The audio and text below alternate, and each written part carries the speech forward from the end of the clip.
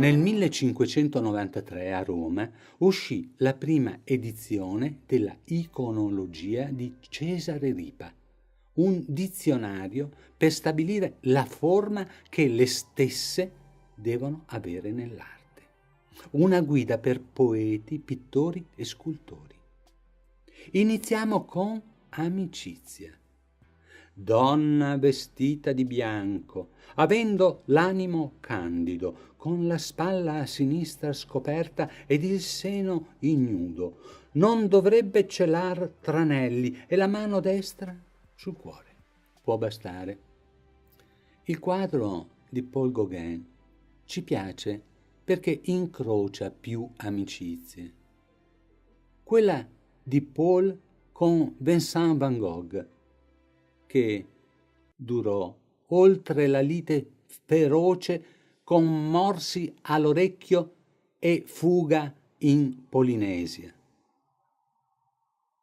Quella tra due donne e quella tra l'umano e il cane. A dirla tutta, preferiamo un'immagine in libertà, perché tale è la consistenza di questo supporto alimentato da un immateriale, costante, reciproco equilibrio. È opportuno che le altezze siano uguali, diversamente gli amici si espongono a rischi di torcicollo. Proseguiamo con amore, che, sorpresa, non ritenendolo possibile o non avendone avuto esperienza, il saggio Cesare nella sua guida ignora. Tuttavia, le immagini sono innumerevoli. Venere e amore del Pontormo è tra le più loquaci. Tra i tanti desideri, l'amore carnale è il grande inganno necessario al replicarsi della specie. In natura è l'uomo che dopo l'atto materiale dolcemente per un attimo muore. L'artista opera diversamente. Cupido cerca di resuscitare gli amorosi sensi. Inutilmente. Lei ha visto nelle maschere il futuro, il volto vecchio, rivelatore del tempo che sarà, e scopre, ritraendosi, l'amor proprio. Bronzino replica drammaticamente. Osservate l'uomo a sinistra, è rappresentato con realismo. Siamo in terra, non nel mito. Amore e desiderio, sempre inappagato. In amore si sa, il periodo dorato è quello iniziale, rende ciechi. La maschera a terra lo è, e se ha un difetto è solo un neo. La ragazzina è storpia, ma l'entusiasmo copre. A distanza ravvicinata di tempo il neo diventa detestabile macchia. È il vecchio, il tempo. Strappa il drappo, scopre la verità. L'amore è morte. La civetta nell'angolo sinistro l'attende. Autorità. Donna in sembianze di matrona, vestita d'oro. Nella sinistra regge uno scettro, nell'altra 2 chiavi.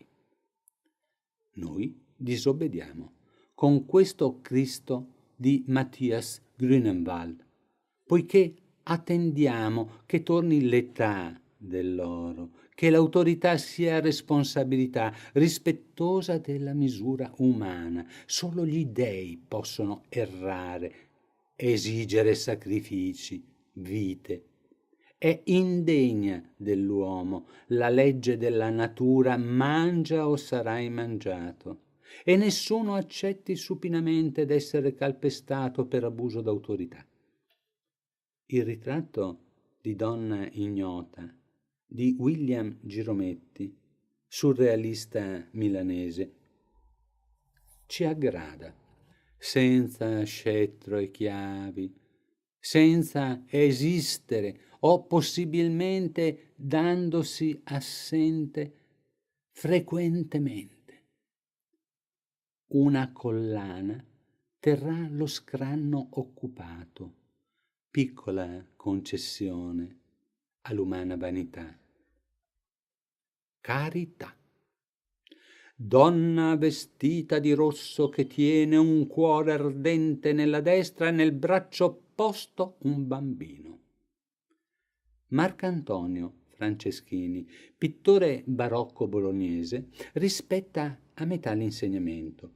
La veste è rossa, ha allattato ben 2 pargoli e diverte il più grande, facendo volare un pettirosso trattenuto con un filo.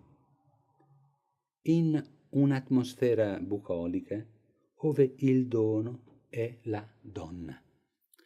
Gian Domenico Cerrini, pittore seicentesco perugino, propone una carità filiale. Il padre incarcerato soffre la fame oppure ha bisogno di un sussulto di tenerezza. Non fa differenza. Ad esser chiari, ci piace la benevolenza indotta da necessità, mai da minaccia o premio. La gratuità del gesto di lei è vera, onesta, senza intermediari. Annibale Carracci, nell'incontro tra Gesù e la Cananea, in un intreccio di gesti rappresenta la comprensione di lui per la donna che ha donato il pane al cane.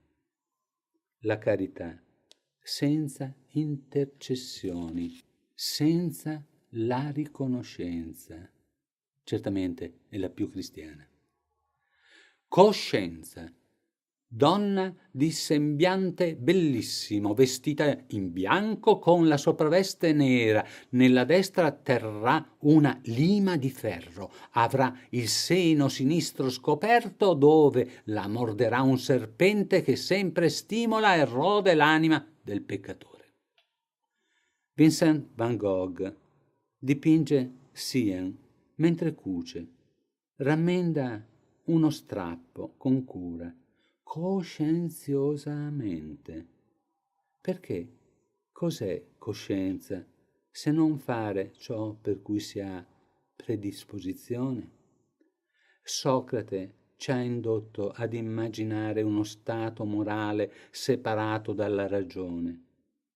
Lo strappo con i presocratici fu lacerante.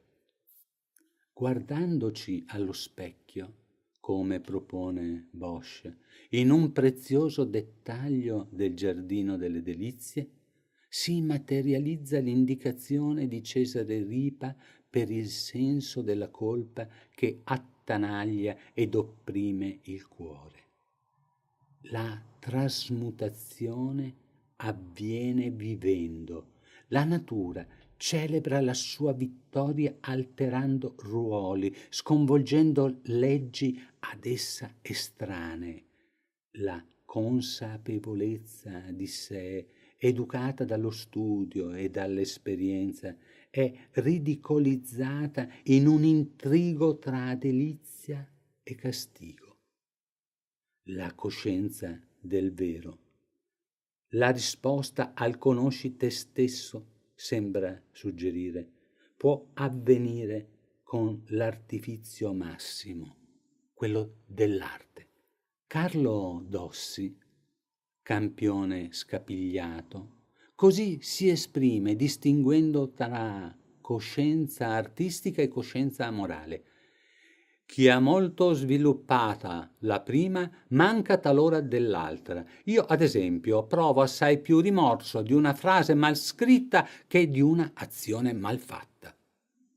Quanti roghi, cristalli infranti, per coscienze malnutrite con dogmi astrusi.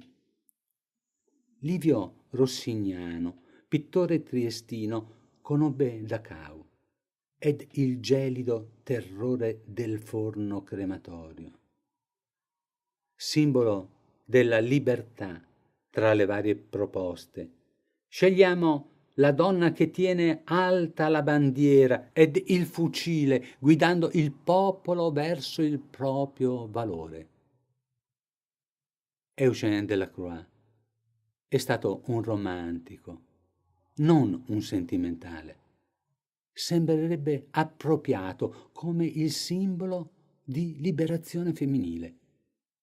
Frida, reggendo un libro, libera da ogni stampella, potrebbe volare. Ma dove? Perché? Con quale fine? Domande che impediscono di decollare. Libertà. Dai quindi, dai dunque, dal principio di causa ed effetto. Ogni effetto è causa a sua volta, per cui si finirebbe per correre in tondo in uno stadio, in un ippodromo mentale. Libertà inamidata, per quanto grande possa essere, resterà mutilata. Scendiamo a piano terra. Chi davanti a questi due quadri e ai relativi autori avrebbe l'audacia di esprimere il suo libero pensiero? Uno costa centinaia di milioni di euro, l'altro è un omaggio senza pretese. Noi preferiamo l'opera di quest'ultimo. Nel copiare il nulla ha aggiunto del suo. Torniamo a Cesare. Memoria. È donna di mezza età, che sulla testa porta un gioiello o scrigno o cappello pieno di gemme. Vestita di nero, con la destra dovrebbe tirarsi la punta dell'orecchio, con la sinistra dovrebbe tenere al guinzaglio un cane nero. Bizzarra descrizione, non meno di quella che proponiamo. Lo scrigno è di tessuto gonfio da scoppiare e genera un albero. Uno scorpione cerca di coglierne i frutti. Il nero simboleggia la fermezza, come spiega Cesare, il cane la fedeltà del ricordo ed il tirar l'orecchio avrà volgare successo nell'augurio di compleanno. De Chirico, metafisico, ci offre spunti di riflessione. Ricordare allunga la vita, farlo in due è casa vita, quella che è nel cuore. Connaître par cœur è l'espressione francese della memoria. Conoscere per il cuore. Ciò che il cuore riconosce, d'impulso, meccanicamente. Ma dove vanno i ricordi? Possono materializzarsi in scritti, pitture, architetture, sperabilmente più resistenti dell'orologio che cola e si scioglie nei quadri di Salvatore Dalì. Pudicizia, anziché nuda, come vediamo, dovrebbe vestirsi di verde ed avere un ermellino in mano con collare d'oro e topazzi, come scrisse il Petrarca, in campo verde un candido ermellino. S'ha da sapere infatti che Cesare, nel configurare le iconologie, a lungo studiò gli antichi negli scritti e nelle sculture e se ne arguisce che gli esempi per gli artisti figurati siano i loro predecessori. Cesare è uno zelante, erudito trascrittore. L'imbarazzo della schiava è per la sua liberazione o per i doni ricevuti di cui si adorna? La dama con l'ermellino di Leonardo è la figura più coerente con i dettami del Cesare e di tutti gli artisti a cui lui si è ispirato. Coerente nell'insieme, non fosse per la mano graffinia che l'Ermellino imita. Di che parliamo parlando di pudore? Vi son nell'umana specie parti da occultare perché naturalmente, originariamente oscene? Un contratto, quello matrimoniale o d'altro equivalente, consente visioni altrimenti proibite? Cos'è rimasto del pudor all'inglese, donde l'accedere alla licenza era to go to pluck a flower, ossia cogliere un fiore? Nell'Olimpia di Manet i fiori raccolti irritano persino il gatto. La serva non sa dove riporli. Dov'è la sede del pudore? Honi soit qui mal ne pense, in latino omnia munda mundi, ossia il peccato è nel pensiero malsano. Se la donna, svestendosi, si spoglia della vergogna e quindi del pudore, noi affermiamo che la visione è artistica, non satanica. Stoltizia, sia donna ignuda e senza vergogna. Questa, dipinta da Salvatore Fiume, è una sognatrice. Dante disse: uomini siate e non pecore matte. Avrà in mano la luna e Pietro Gargano mette di sfondo una luna piena rossa, perché ad essa stanno molto soggetti i pazzi e ne sentono facilmente le mutazioni. Nudità, senza vergogna, con pecore mansuete. Siamo forse nel paradiso terreno firmato Gauguin? O nel sogno degli stolti di Cranach che precede l'intellegere? Fingiamoci nell'innocenza che precorre il risveglio. Guai a soccombere. Un'immagine ci costringe a rompere le righe. Ah, Afrodite! E disobbedire. Ed all'apice della noia trasgredire. L'offerta si propone sotto forma di mela ad una domanda preesistente. Quindi la trasgressione era necessità e ci giocammo l'eternità. Il diavolo, una bugia infantile, un comodo capro espiatorio. I progenitori, invero, non avevano scelta e la necessità si impose senza pudore e di tale urgenza noi siamo lontano riverbero incolpevole. Tolleranza, donna dall'aspetto senile in atto di sopportare sulle spalle un sasso con molta fatica o un nuotare contro l'onda di Gauguin. Tollerare è portare un qualche peso dissimulando afflizione. Può essere peso dell'anima per un giudizio insopportabile, difficile da narrare. Jean-Léon Gérôme rappresenta Friné davanti ai giudici.